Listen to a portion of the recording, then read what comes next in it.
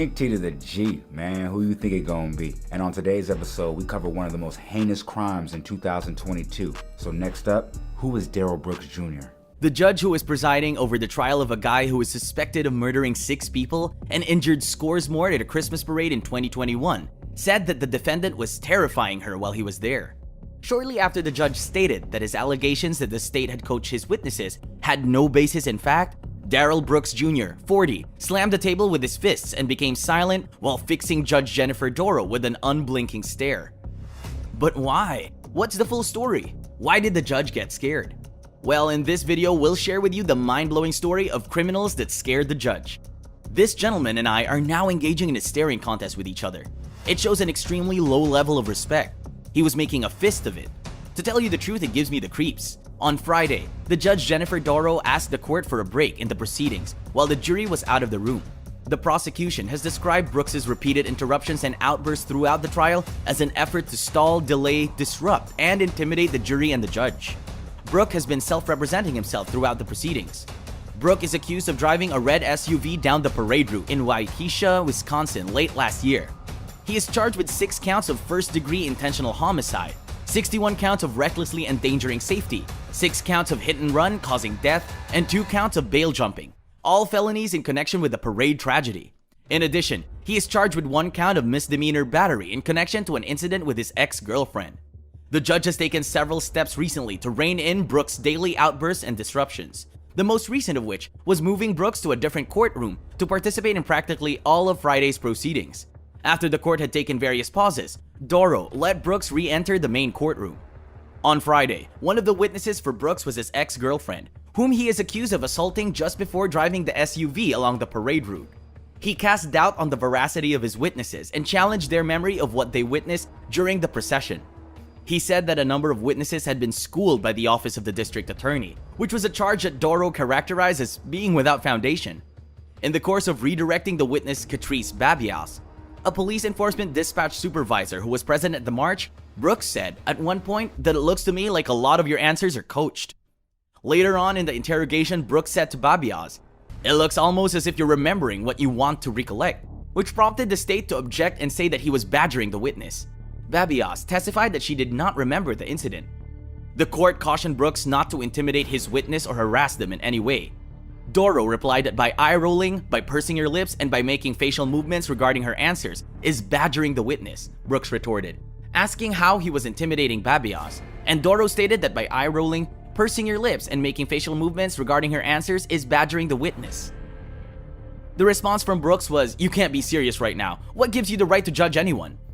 Brooks continued to raise his voice and assert that the court lacked integrity, even after Dorow put an end to the day's line of questioning and dismissed the jury for the day. After this, he was never seen or heard from again in that room. After more than a week and a half of evidence from parade participants and spectators who witnessed the SUV barrel over people, law enforcement authorities who investigated, and the neighborhood where Brooks was caught, the prosecution decided to rest its case on Thursday. Following that, according to Brooks, he plans to bring his mother as the last witness in his defense. But can we tell you more about the history of this situation? Let's go back in time, shall we?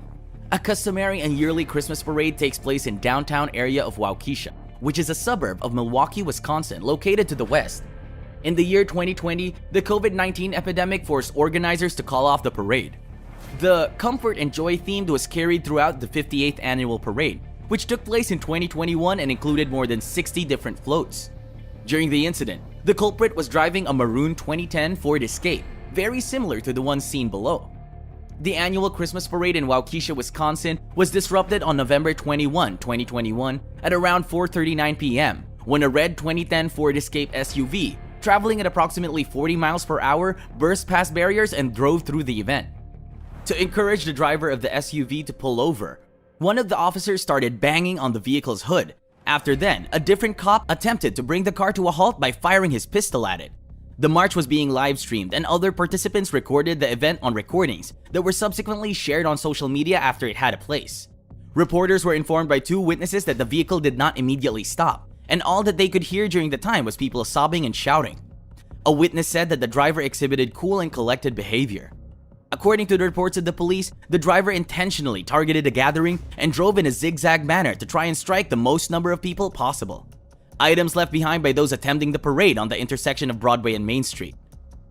In the immediate aftermath of the collision, it was established that 5 individuals had been killed and 48 others had been wounded. 4 ladies and 1 guy have been identified as victims of 5 deaths. 4 of the victims were members of the dancing organization known as the Milwaukee Dancing Grannies, which was made up entirely of senior citizens. 28 people were admitted to hospitals, and 9 of them were in severe conditions upon admission. A total of 17 children were injured as a result of the attack, and 3 of them were in critical condition at Children's Wisconsin until the beginning of December. After an 8-year-old kid was pronounced dead at a medical facility on November 23, 2 days after the event, the number of individuals who were reported to have been wounded climbed to 62, and the number of persons who were believed to have died increased to 6. The ages of the deceased range from 8 to 81 years old. The Waukesha Police Department issued a shelter-in-place order for certain areas in the city of Waukesha, but they later decided to rescind it that same evening. The Waukesha School District canceled school on November 2022 and made additional counselors available to students. On November 22, vigils were held across the city. A week after the attacks, the city of Waukesha held a moment of silence. Children's Wisconsin opened a crisis hotlines for those seeking emotional and psychological support. On December 15, First Lady Jill Biden attended a memorial service for the victims of the shooting and met in private with the members of the victims' families. On GoFundMe alone, nearly $900,000 has been raised for victims of the attack, and 7,000 donations have been made, bringing the total amount donated to the United for Waukesha Community Fund to over $1.8 million. Various donation campaigns have been organized. In addition, local contractors offered their services free of charge to install wheelchair ramps in the homes of victims of the attack who were injured and would require the use of wheelchairs. In March 2022, the United for Waukesha Community Fund announced that they had raised more than $6.2 million for the victims of the attack. Daryl Edwards Brooks Jr. was accused of ramming his car into a parade in Waukesha, Wisconsin on Saturday. Police believe that he acted alone and that he was not being chased by police when he drove into the parade route. He had been arrested 3 weeks before the attack for hitting his ex-girlfriend and ramming her with the same vehicle during a domestic dispute at a gas station in Milwaukee. Brooks was arrested on May 28, 2018 for domestic abuse in Union City, Georgia. A witness informed police that he approached Brooks after witnessing him beating up his ex-girlfriend repeatedly in a hotel room. In addition, Brooks was wanted for statutory sex offense that had been committed in Sparks, Nevada in 2016, and the warrant was still active after getting a girl who was 15 years old pregnant in 2006. Brooks was found guilty of the crime of felony statutory sexual seduction. In the wake of the assault on a parade that took place on November 21 in Waukesha, Wisconsin, Brooks was first charged with 5 counts of first-degree intentional murder. Following his first appearance in court, his bail was set at $5 million, and he was detained until his next hearing. In December, further accusations of intimidating a witness and intimidation of a victim, all of which are classified as felonies, were brought against Brooks. 77 further charges related to the incident were brought against Brooks in January 2022. These accusations included 61 counts of recklessly endangering safety with a dangerous weapon and 6 counts of hit and run involving death. Brooks entered a plea of not guilty on February 11, 2022 to all of the counts against him. Jeremy Perry, who was representing the defendant, made a motion to have the case heard by a different judge. The prosecution has decided not to pursue one of the counts of domestic violence. Brooks made his motion for self-representation and cited arguments from the sovereign citizen movement at a hearing that took place before the trial.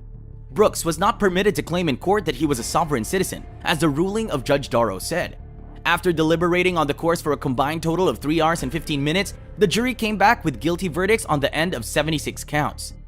The judge handed down 6 sentences of life without the possibility of parole, 1 for each of the deceased victims, to be carried out in consecutive order.